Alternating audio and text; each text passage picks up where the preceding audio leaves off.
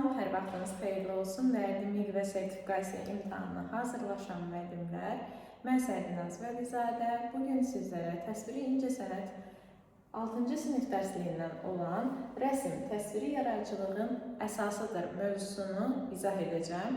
Elə isə başlayaq. İlk öncə gəlin baxaq görək ki, rəsm nədir? Rəsm nə deməkdir? Rəsmə həmçinin qrafik təsvirlər də deyilir. Rəsm mənaca qrafik materiallarla, yəni bura daxildir kömür, tuş, qələm, flomaster, bu vasitələrlə çəkilmiş təsvirlər rəsm adlanır. Və rəsm iki növə bölünür. Bunu yadda saxlayırıq. Rəsm iki növə bölünür. Uzun müddətli rəsmlər və qısa müddətli rəsmlər. Yəni uzun müddəti çəkilmiş rəsmlər və qısa müddəti çəkilmiş rəsmlər. Qısa müddətdə çəkilmiş rəsmlər biz bilirik ki, bura aiddir qaralama və eskiz. Gəlin baxaq görək ki, qaralama nədir, eskiz nədir? Qaralama ilə eskizin fərqi nədir?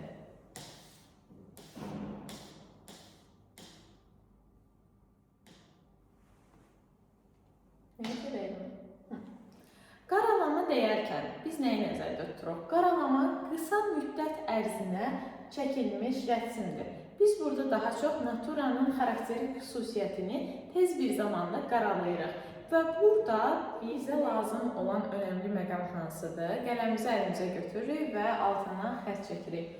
Ustad rəssamların qaralamaları ifadə üslubu yüksək olduğu üçün onlar bədii sənət əsəri kimi qorunub saxlanılır. Bu sizə sual olaraq imtahanda, testlərdə qarşınıza çıxa bilər. Deyə bilər ki, bədii sənət əsəri kimi qorunub saxlanılan növ, rəsmin növü hansıdır? Biz burada nəyi qeyd edəcəyik? Qaralamanı qeyd edəcəyik. Nəyə görə? Ustad rəssamlar dedikdə biz burada Da Vinci-ni, Rembrandtı və yaxud da Michelangelo-nu götürə bilərik. Onların əsərləri, onların qaralamaları bədii əsər kimi qorunub saxlanılır. Məsələn, Oturan Qoca qaralaması var. Bu Da Vinci-nin əsəridir. Bu da həmçinin eskizə aiddir. Buna birazdan keçəcəyik. Yəni, nədir? Əgər bizdən soruşsa ki, bədii sənət əsərləri kimi qorunub saxlanılan hansıdır? Nəyi qeyd edəcəyik? Qaralama. Bunun altından xətt çəkirik. Keçdik eskizə. Eskiz dedikdə biz nə başa düşürük? Bədii əsərin ideyasını müəyyən edən ilkin rəsmdir. Bədii əsərin ideyasını müəyyən edən ilkin rəsmdir. Bunu yenə də qaralayırıq. Mən altından xətt çəkdikcə siz də götürün, çəkin. Bədii əsərin ideyasını müəyyən edir. Nəyə görə? Birazdan deyəcəm bu nəyə görə bizə lazımdır. Eskizdə bizə nə lazım olur? Kompozisiya quruluşu, rəng nisbəti, məkan, plan. Əgər kompozisiya quruluşu, məkan, plan, rəng nisbəti bizə verilirsə, biz nəyə götürəcəyik? Eskizi götürəcəyik. Bunların da altından xətt çəkirik, rəng nisbəti. Yadımızda qaldı, aydındır. Təbii ki, biz bilirik ki, illüstrasiyaları da yadımızda saxlamalıyıq. Çünki təkcə sual olaraq yox, illüstrasiyalarda MİQ imtahanında qarşımıza çıxa bilir. Oturan Qoca əsəri qaralamadır, yadda saxlayırıq. Əllər isə, barmaqlar isə eskizə aiddir. Hər ikisi də Da Vinci-nin əsəridir, rəsmləridir. Rəsmin iki növü var, qısa müddətli və uzun müddətli. Qısa müddətlilər də iki yerə bölündü. Qaralama və eskiz. İndi gəlin keçirik biz uzun müddətli rəsmlərə. Uzun müddətli rəsmlər üç yerə bölünür. Tədris rəsmləri, yaradıcı rəsmlər və texniki rəsmlər. Tədris rəsmi deyəndə biz nəyə başa düşürük? Ümumiyyətlə, bura baxmamış, bu şəkildən göründüyü kimi yadımıza nəyi salırıq? Bizə universitetdə və yaxud da universitetə hazırlaşarkən daha çox nələr çəkdirirlər? Veneradır, Dianadır, Qatamelatdır. Bunların hamısı tədris rəsmlərinə aiddir. Yəni, təsvir qaydalarının öyrənilməsi üçündür bu rəsmlər. Sadə olaraq bir də yadda saxlaya bilərsiniz. Hansı rəsmlər bizə öyrədilirdisə, bu heykəlləri.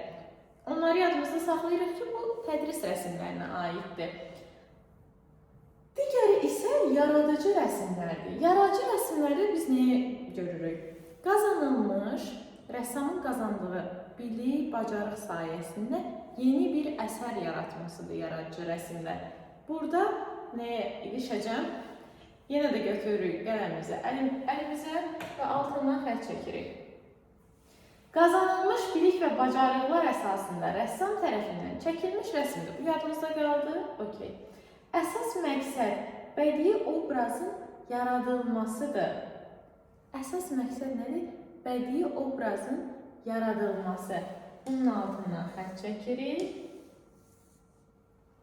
Yaxşı, bəs bədii əsərin ideyasını müəyyən edən rəsm hansı idi?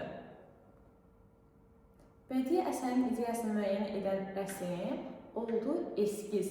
Amma bədii obrazın yaradılması isə yaradıcı rəsmə aiddir. Bunları yadımızda saxlayırıq, çünki burada bu məsələ qarışdırılan bir məsələdir. Yadımızda saxlayırıq ki, bədii obrazın yaradılması yaradıcıdır. Bədii əgər fikri ifadə etmək üçün yaradılan rəsmsə eskizdir. Onu yadda saxlayırıq. Yaradıcı rəsmdə müəyyən bir fikir, ideya ifadə olunur. Təbii ki də bunu da yadda saxlayırıq. Digərisi texniki rəsmdir. Elmi tədqiqat xarakterli rəsmdir. Mexanizmlər, əşya və cihazların detal və hissələri haqqında əyani təsəvvürü yaratmaq məqsədi daşıyır.